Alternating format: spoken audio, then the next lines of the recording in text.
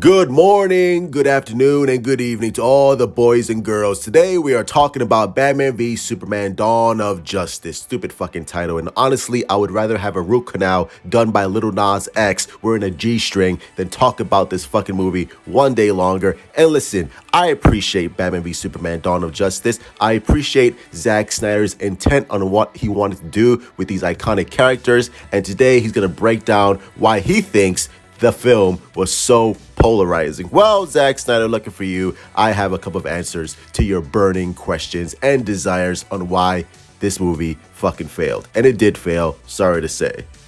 I said it weeks ago. I said it days ago. I said it hours ago. And damn it, I'm gonna say it now. So here's what Zack Snyder had to say regarding the horrible reception to Batman v Superman Dawn of Justice stupid fucking title. And I quote, "And we gave them this sort of hardcore, deconstructivist, heavily layered, experimental, modern, mythological superhero movie that you really need to pay attention to.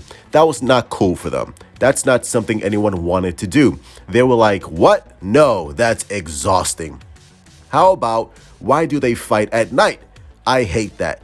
Now, for the people that were complaining about why these two characters are fighting at night, those people are simple jacks that need to be eradicated quickly. For the rest of us, the problem wasn't that. The problem was this movie makes no fucking sense whatsoever. When you watch the theatrical cut, when you watch the fucking 3-hour dark, somber, for no goddamn reason. Why is there a nightmare sequence? Why is Batman in the fucking desert? Why is Henry Cavill sidelining his own supposed fucking sequel? Why the fuck is Social Network Jesse Eisenberg up in this bitch? This movie makes no sense. And also, why the fuck did you kill Henry Cavill in his supposed sequel when we just got a first movie with this character and this actor? That was the main problem. Now, of course, a couple months later, we had the Ultimate Edition, which was slightly better, but not overly an improvement over what we saw with the theatrical cut. That was the main problem. The main problem was it was overly dark, overly somber for no reason, and you just sidelined Henry Cavill. You sidelined him where we were just introduced to him in Man of Steel, a Man of Steel in which a film was also heavily criticized, heavily divisive.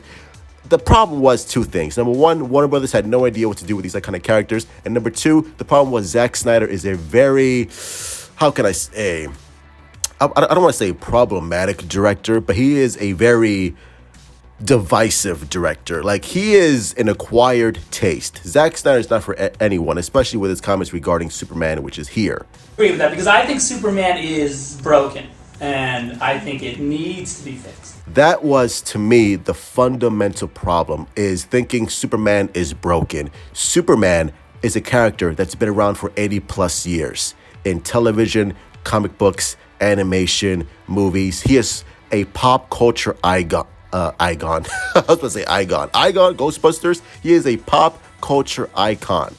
And he has managed to stay relevant and popular for 80 plus years.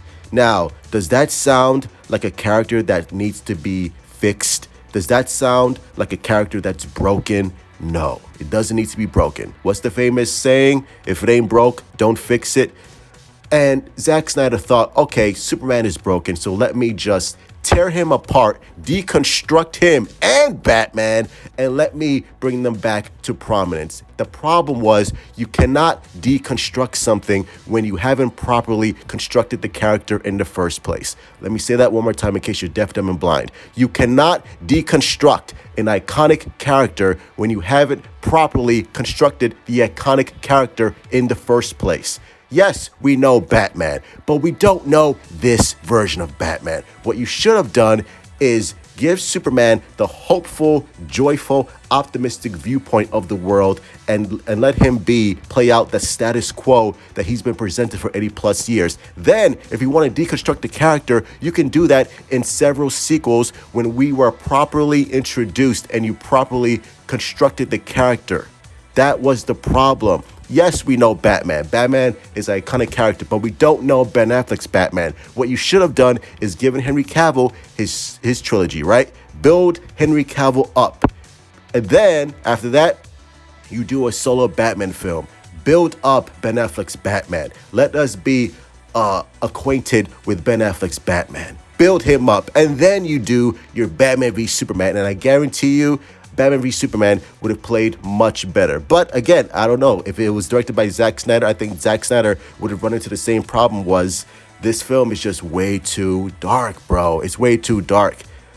And the fact that we have a world's finest movie, the Bruce Timm, Paul Dini animated movie that came out 25 years ago, there is a reason why that animated movie, the world's finest, is held with such high regard. Because the way the characters are built up, the way the characters are portrayed, as opposed to this film where the characters are almost unrecognizable because you're too busy deconstructing the characters as opposed to building up the characters, build up the mythos. You don't need to deconstruct these characters. The characters are fine the way they are. Just play with it, play with the world. And that was the main problem. Look at Civil War, right? Civil War. The whole battle between Iron Man and Captain America, that worked. Why? Because Marvel built up these characters and we felt for them. We know them. We understand their ideologies, which is why it was heartbreaking. With Batman v Superman, we don't understand any of that shit because you haven't properly introduced them in the first place. That's why Batman v Superman failed, and that's why the Snyderverse failed. It's not hating on it, that's just reality. Hit like, subscribe, love you all, stay safe, big kiss. These young niggas got my dick hard. What the fuck?